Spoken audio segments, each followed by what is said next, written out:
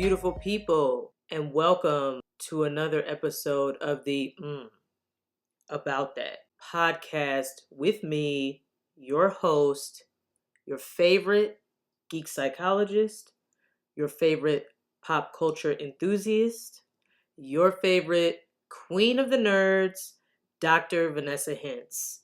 I'm so excited for today because I have some fire for you all. I am so grateful, so thankful, so blessed to have had the opportunity to sit down with one of my dear friends, Mr. Victor Dandridge Jr., the hardest working man in comics. Y'all, we sat down to have a conversation about Wakanda Forever, about Black Panther in general, and it turned into a whole movie.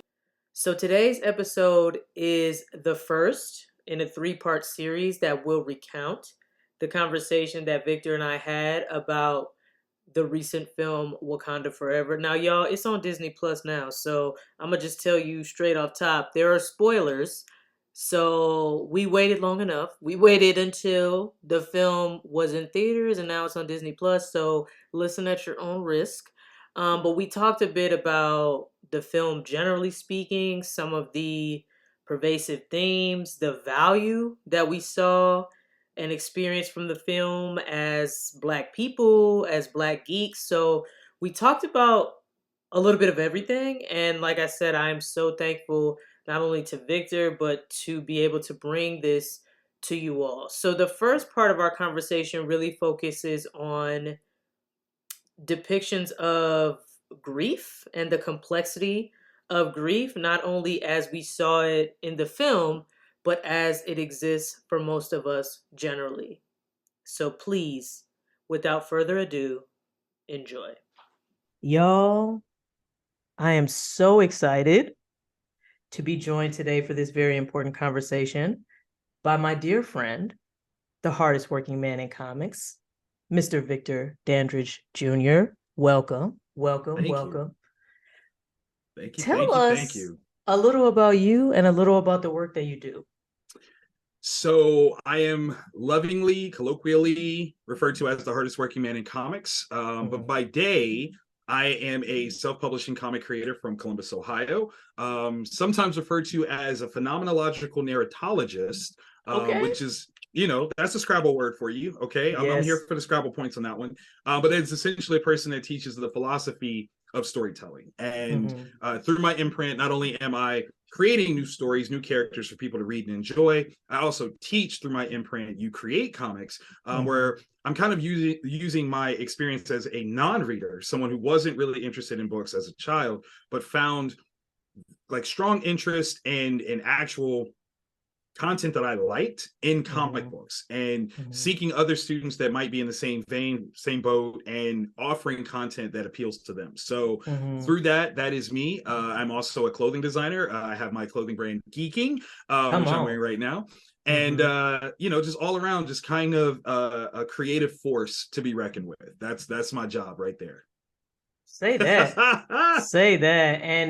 And to go back to that Scrabble word you mentioned, Victor and I also often talk about how we likely were separated at birth, that that's we facts. Are long lost siblings or something. Because it's true. The type of psychology that I ascribe to or that I practice is absolutely an existential phenomenology, which for me and in the work that I do essentially means that I understand that every person brings meaning to the world. So the world is not just this thing that exists that we have to go out and discover. We give it meaning. And so I think there's something so powerful about that. And the fact that you bring that into your creative works, I think is amazing. And the world is better for it. Oh, absolutely. Thank you so very much for that. See, it's you are only proving yet again how we are truly separated at birth. We're gonna go on Maury. I mean, even we got to bring Maury back to go on there. We will do it just because. Daddy, if you're listening to this, if there's something you need to tell me, just let me know. Pop, you need the same thing. Okay, I'm just saying, no judgment. Listen, no judgment. It was a different time. It was a different time back then. I'm just saying, there's certain similarities that we have, and you're like, how, if not? Yeah, exactly. And interestingly, when we first met. It was Mm-hmm. right before the world shut down, you remember, Mm-hmm. at C2E2 in That's right. 2020. We met to have a conversation about Black Panther. How crazy is this? It is so wild. Like that, it's the universe is wild, y'all. Of course. And now here we are, Mm-hmm. almost 3 years later. Whoo, Like literally almost. almost to the day, almost It 3 years really later. is. Wow. Okay. Okay. Let's just. I hear you. I'm gonna sit I with hear that for you. a second. I'm gonna Yeah, sit with yeah, that for yeah. a Because second. that's almost to the day. Wow. I think we're three what, like two years, weeks, 2 weeks early? Three. maybe. I don't even remember No, no, what no. I month. think you're right. I think it is close to like 3 weeks early, but still, almost 3 years to the day, we're having this conversation. Wakanda Forever. Um, it's so funny. Like, there's so many people that they talk about friendships. Is like, do you remember the thing that made us friends? It is Black Panther. Black Panther and the MCU is what made us friends, and it's It only right absolutely that we're back to is. talk about it. I It love it. absolutely is. And so we are excited to talk to you all about Wakanda Forever. Mm-hmm. Not exclusively, I will say, because as you all will see, Victor's knowledge of Oh, comics and comic lore is it staggering to me as a no, come comic on, newbie. come It on. is. It I is. am geeky. I am geeking, as one says. But Mm-hmm. you know, Mm-hmm. it's. I have a Mm-hmm. well, and I will tap it. You're absolutely right. You're It's absolutely right. it to be coming out of nowhere like okay, so I'm sure it will happen. I'm sure it will happen. So we're gonna focus this conversation on some of, I would say, the lessons that we all Mm-hmm. can take from Wakanda Forever. And so we will like rap a little bit about those things. And then at the end, both Victor and myself will sort of give you our appraisal of the film. And what we liked, what we didn't like, all the Mm-hmm. things. So I want to start with what may seem like one of the most obvious, for lack of a better word, lessons from Wakanda Forever, and that is related to the experience of grief. Mm-hmm. And for those of you who may or may not be aware, there's a model for the stages of grief that is most commonly used, that was developed by Dr. Kubler-Ross. And the Kubler-Ross stages of grief, there are 5 of them. So they are denial, anger, Mm-hmm. bargaining, depression, and acceptance. Like most stage theories in psychology, you don't have to go through those in order. You don't have to go through all of them. Sometimes people just, jump to one or the other or whatever. But denial is exactly what it sounds like. More often than not, if we lose someone, it's very hard for us to come to terms with that Mm-hmm. initially, or even sometimes many years later that person is actually gone. So some of us can live in this stage of denial for quite some time. Anger is usually what follows denial, which is, why did this happen? How could Mm-hmm. this happen? Blaming people for what happened. You should have been there. You should have done this. Sometimes people then move into what we call bargaining, which is, if you're spiritual, you may pray to your spiritual, like a spiritual deity, and say, if you spare them, I'll do this. If you save them, I'll do this. We're going to talk about a little bit of what we saw in the film related to bargaining. And then depression is exactly what it sounds like. Sometimes when that certainty sets in that our loved one, this person that we care about, is no longer, and Mm-hmm. will be no longer, that is horrendous, and we can fall into a state of depression. And then sort of the ultimate stage, or the last stage, and what some people term as the ideal stage, I will not use that language, but some people do, is acceptance. And that's where you get to a place where it's not that it doesn't hurt. It's not that there Mm-hmm. aren't feelings. It's that you have a more balanced view of your loss. And so you allow yourself to feel. And you also can accept that, this person is gone and there was nothing that you could have, all of these different things. And so Right. those are the stages of grief. And so I'm going to punt it to you, Victor, to talk a little bit about how you felt like they dealt with those experiences of grief in Wakanda Forever. I think one of the first things that I do want to address with that, that's really interesting to me, again, with the sense of phenomenological views of storytelling, right? There is a story in these stages However, I do question the placement of bargaining, where Mm-hmm. bargaining's placement seems to come after a denial and anger source. That is the most out of touch with Mm-hmm. reality. Mm-hmm. And I think that there's an interesting sort of arc in that space of, having something with denial. You can say, okay, you're not ready to accept this, and there is a quote unquote departure from the reality of the situation. But if you're bargaining after you've both had the opportunity, as this scale goes, I mean, like you said, not everyone Mm-hmm. goes through the whole thing or in this order, but even the idea that this is sort of like a beginning and end sort of idea, Mm-hmm. that bargaining is the one that is the most detached, because you're bargaining what exactly? Mm-hmm. Like, the Mm-hmm. death has occurred, there is nothing to truly bargain. That is such an interesting departure. The reason why I Mm-hmm. bring that up, though, is because we start this movie with bargaining, Mm-hmm. and it is an effort that might not be genuine. Certainly, as you continue through the film, you understand that this is not the person's. Can we spoil this? Are we spoiling? Are we getting spoiler I'm here? gonna say because it's on Disney Plus, you have had your Okay, okay, time. But we okay, will okay, absolutely preface this conversation with spoiler alert. okay. There we go. Okay, so we start this off with a quiet prayer from Shuri, begging Boss to save her brother, T'Challa. And as the story goes on, we understand that she doesn't have the true spiritual connection to this ideology at all. So Mm-hmm. this measure is more of a bargaining piece, because she is offering something of herself, a sense of belief that she doesn't actually have, in an effort to earn some favor here from the gods, Mm-hmm. to kind of curry Mm-hmm. some insight and action from this deity that she knows her brother believes in. I'm going to pray to Mm-hmm. his god in order to get some action occur, and I'm willing to sacrifice from myself to get it. Mm-hmm. Mm-hmm. True essence of bargaining, like, without Mm-hmm. question. Mm-hmm. um Mm-hmm. in the sense of, you know denial, right? We immediately see her go into that, whereas she is actively attempting to recreate the heart-shaped herb. She's being Mm-hmm. instructed, recommended even by others, you should go be by your brother's side. Yep. In her sense of denial, no, I can help him by being here. Yes. I'm wasting my last few minutes, the last possible minutes that I could have with him, by Mm-hmm. trying to save him, because I'm denying the severity of the situation. Boom. Yes. Like, that's Yes. that's her, right? And Mm-hmm. ultimately, where we see her land, and throughout a vast majority of this movie, is anger. Mm-hmm. She Speak is on it. fully in a space, Mm-hmm. and that Mm-hmm. is her motivation for the rest of the story.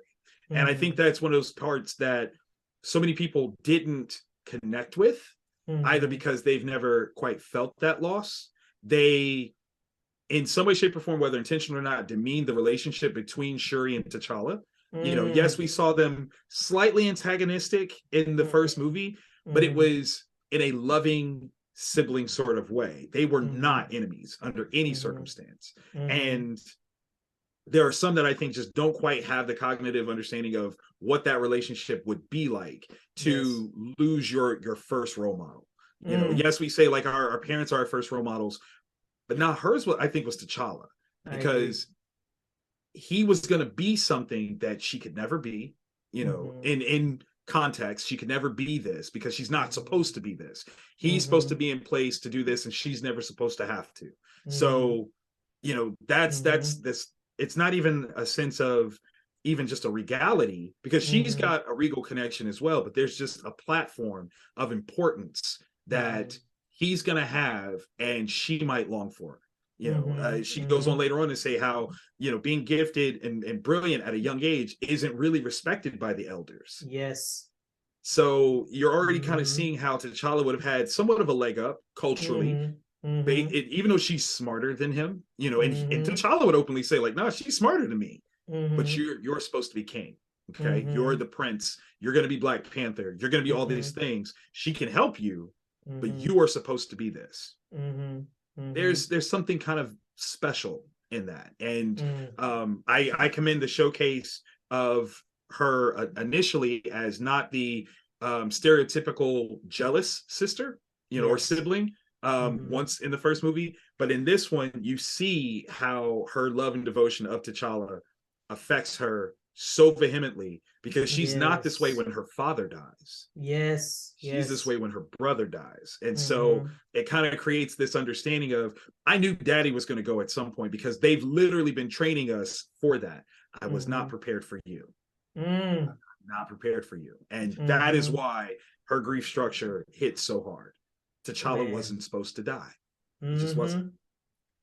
And I think that is that what you said was powerful, and I think an amazing segue into thinking about, T'Challa died and Chadwick Boseman died, and I think Mm-hmm. for a lot of people, the experience of grief fictionally Mm-hmm. mirrored the experience of grief we felt for Chadwick Boseman, and for a lot of people, myself included, the experience of watching this film is what we would call cathartic or Mm-hmm. an emotional release.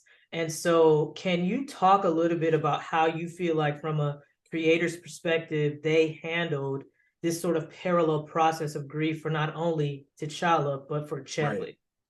I've never seen anything like this before, ever. Like Mm-hmm. it's never in my knowledge of geekdom, pop culture, movies, anything, have we ever experienced a goodbye like this? Not even Yes. when Heath Ledger died before the Mm-hmm. release of Dark Knight, his character, it was not like his death wasn't a shadow really of the Mm-hmm. story, right? Like it was over the experience of the movie where you're like, man, this is so good, too bad he's not going to be back for this next thing. But Mm-hmm. to have to weave it into the Yes. story, one, if you don't give full credit, and I mean outright accolades, to the creators behind this, Ryan Coogler, Joe, everybody that worked on crafting this story and making it make sense. When you've lost your franchise leader, Mm. there is something beyond commendable. Like, I am astounded at how well they were able to keep a franchise going that lost its figurehead. Yes. Yes.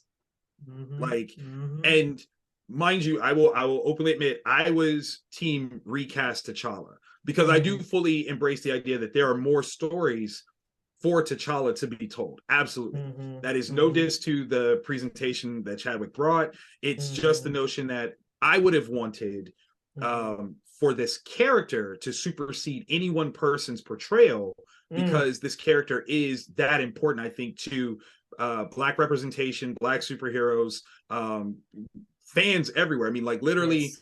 yes, you can attribute it to Chadwick's portrayal that you had non-children of color, non-male children of color Mm-hmm. wanting Mm-hmm. to be Black Panther Mm-hmm. because Black Panther was that cool. Yes, Mm-hmm. Chadwick was a huge part of that, but also Mm-hmm. the part of that was Black Panther Yes. was T'Challa's character. Like, that's, Mm-hmm. that's part of it. So to deny that opportunity for further growth, I felt was definitely not what I would have wanted as a Mm-hmm. fan. So to Mm-hmm. see how they do this, you have to commend, like, wow, like you were making this movie with both arms tied behind your Mm-hmm. back, Mm-hmm. and you still did it. Yes. Incredible. Absolutely incredible. Yes. Yes. And I will say that for me, the first time I watched it, so I saw it twice in theaters, and now one time at home. And I Mm-hmm. will say the first time I watched it, the opening scene, T'Challa's death and his celebration of life, and I think I was numb the first time I Mm-hmm. watched it. I like held my breath a little bit, but I was cool. And then each subsequent viewing, like Mm-hmm. ugly cry every Oh single yeah. time. Yeah, And yeah, I yeah. remember Victor was actually the person who texted me the day that Chadwick Boseman died. I remember what I was doing, and you text me, I think it was a gif of him, and I was like, "What?" And you said he died. And you're And I like, wait, said, "No, he what? did. No, he didn't. No, he didn't." And it was, I think I'm still in the denial stage because. And do you remember we were getting together to do that Yep. podcast that was sort of like a Yep. celebration of his life? And I said I couldn't do it. I said I Nope, have to not there yet. record my video, and I cried in my video. And Yes. so it's interesting because I do think that for myself, I can only speak for myself, but there is an avoidance of acceptance through these other emotions, through denial, through anger, through what have you. And one thing that I'll say, sort of just from a creativity perspective, one thing that I noticed is that in parts of the film where there was like intense moments of grief, there was no sound. So you Yes. think about the title sequence when there were all of those pictures of Chadwick, and I think about the No end noise. scene. It was almost like the creators were like, "Nah, you gonna sit with this, and you're gonna Yes. sit with this right now." And Hmm. damn y'all for doing that, and thank you All for at the same doing time. that. All at the Thank you. same I time. That was so, to me, that is probably one of the most memorable things of the film for me, is the Hmm. moments of silence that were not like cliche moments of silence, like, Right. oh, let's take a moment. It was like, there was something about that I feel like was almost like an invitation for people to feel feelings. You know I what I'm think that's saying? what makes it more than a movie, right? This was a cultural statement that particularly, and we've had this conversation. Go back and check out all the podcasts that we've ever been a part of where we get into this. Woo. The Black Panther movie is the odd child of the MCU. If you were to look at the entire scope and scale of the MCU, particularly the Infinity Saga, you could take out Black Panther and keep everything moving. Like there's Mm-hmm. nothing that actually happens in Black Panther that is considered pivotal to the whole context of Infinity War or Endgame or any of that. Like that's you Mm-hmm. can literally take it out. And so because of that, it always has existed in its own space. Mm-hmm. And here we are returning to this space that is purely like especially Black Panthers and transversely ours as people of color because of the way we showed up and showed out for that first Mm-hmm. movie Mm-hmm. and the way that Chadwick has now embodied this Mm-hmm. this true hero to our culture. Mm-hmm. We needed that moment. Yes. I would even argue that part of the deep context of how we found out about his death and subsequent condition, Yes. he was still in his grief structures. Mm-hmm. Um, we didn't know he was sick. And he's Mm-hmm. actively making movies where even his co-stars had no idea that he was Mm-hmm. sick. Mm-hmm. That's an act of denial. He Mm-hmm. could have gone in Mm-hmm. like, oh no, listen, this is the situation. He accepted roles, took on roles, performed in Mm-hmm. roles, and other Mm-hmm. people might have had judgments. We definitely heard on the Five Bloods that there were people like, I mean, he's being kind of prima donna over there getting massages, having no idea Mm-hmm. what his body is going through. Mm-hmm. And they were leveling judgment because he didn't tell anybody. Mm-hmm. As we understand it, the powers that be at Marvel did not know that he was sick until he passed. Oh my And goodness. what an incredible sense of self he had to have. He knew what was happening, but he also had this idea that if I tell, Mm-hmm. what will they do in response to that? Mm-hmm. How will will I be cast out in my last days? Will I Mm-hmm. be shunned because I'm now too sick to be Black Panther? Like Mm-hmm. those are the things that he had to wrestle with, I project, assume. Mm-hmm. Um, but it's the only sort of thing that I can imagine had to be going through this man's, Mm-hmm. mind as he's Mm-hmm. struggling with Mm-hmm. surviving. You know what I Mm-hmm. mean? Mm-hmm. Mm-hmm. So those silence pieces, Mm-hmm. powerful because like you said, they gave us not only an opportunity, they almost didn't give us a choice. Mm-hmm. You're gonna feel this because we Mm-hmm. felt this. Mm-hmm. Because we have to come back here and tell this story to you, Mm-hmm. you're gonna feel what we're feeling having to tell this story. Mm-hmm. We're gonna create this Mm-hmm. empathy, and they do so spectacularly. And Spectacularly. I know I'm biased, but dare I say, better than any other aspect of the MCU, dare I say it? Say it. Say it. I will say that we have gotten some feels throughout the MCU. I'm thinking of WandaVision. I'm thinking Mm-hmm, of mm-hmm. Loki, which touched me existentially in the feels. I think again, this was very different because it felt like Black Panther belonged to Black people. Yes. It felt like Chadwick was, like as you said, he was putting on for their culture. And this is nothing that any of us thought. I thought he was going to be Black Panther for the rest of my life, my kids' lives. You Forever. know what I'm saying? Whatever. And it's interesting that the universe has a way of reminding us, and I think that Mm-hmm. this was also again the creators I think gave us a gift in a way that lived a thing that will live forever in terms of Mm-hmm. if at any point I know that if I need a good cry or if I need a good whatever, Go this that is one. going to be there. Like Mm-hmm. that is going to be Mm-hmm. there. See, y'all, I told you we was having church during this conversation. Okay, I was about ready to start passing the collection plate. Um, because what stood out for me in this sort of first segment of our conversation was the conversation around experiencing feelings, particularly feelings that are not the fun ones, the ones that may be difficult. I am a whole psychologist, and it is my job, it is my profession, it is my life's work to help people manage, understand whatever word you want to use, their feelings. And I do that lovingly, and I absolutely believe that that is my ministry. What I don't want to do is do that for myself. I tend to be a person that avoids feelings at all costs, particularly ones that are uncomfortable, like grief.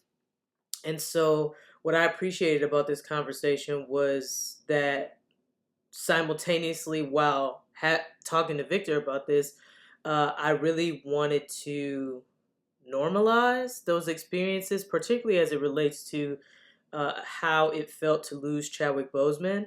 I never met this man. I never met this man. I was never in any type of room with this man. I didn't know his mom. I didn't know, you know what I'm saying? He wasn't a member of my family, and he was a member of my family. I absolutely felt like my response to his passing was one that we would term vicarious, in that it was indirect. I didn't know this man. He wasn't, you know what I'm saying? And I still felt it very, very strongly, because of some of the things that Victor and I discussed, and also because of how valuable I deemed not only Chadwick Boseman, but the character of Black Panther to be to the world. And as I mentioned, this film was cathartic, an emotional release, not only to me, but for a lot of Black people, a lot of people of color, a lot of folks with other marginalized identities, a lot of people who have been othered in their life. People who are historically excluded or historically othered don't often get spaces that feel safe to feel, that feel safe to experience emotions, because the world consistently puts you in a position where you feel as if you have to just survive. And I feel like experiencing emotions and being vulnerable is not always conducive to survival. It's not, and that is what the world has taught us, and that is something that I feel is so valuable, not only about this film, but other films and pieces of pop culture that showcase marginalized folks in these positions of strength and positions of power, which again, historically, we don't always get. Thank you all so much. I thank you for your time, for your engagement, and whatever that looked like for you today. If you appreciated this conversation, please come back for part two of the conversation between Doc V the Geek and the hardest working man in comics, Victor Dandridge Jr., as we continue on with this theme of dissecting Wakanda Forever. And segment two is really focused on the representation of Black women. So be sure to come back and get the rest of this word. You feel me? Until then, fabulous humans, I wish you and your families safety, health, and joy. Until next time, beautiful people.